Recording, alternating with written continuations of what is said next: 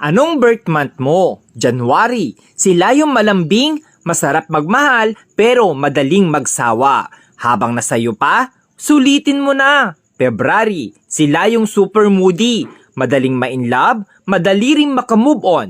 Sweet, ma-effort, lalo na pag mahal niya talaga. March. Sila yung malambot ang puso, madaling lambingin, masarap mahalin, pero grabe kung magalit, mabilis mag-move on.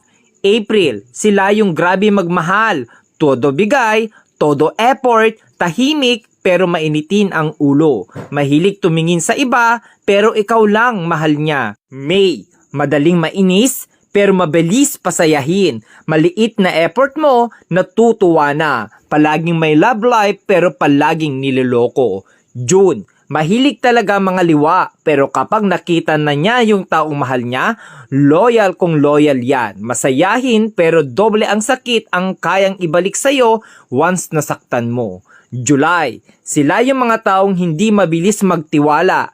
Handang masaktan, mapasaya ka lang. Slowly, iyakin, emotional, mahilig magtampo. August, joker, abnormal, pero may tinatagong problema. Masarap kasama, masayahin, hindi showy, sakto lang magmahal. September, stick to one. Loyal pero madalas lokohin kaya matigas ang puso.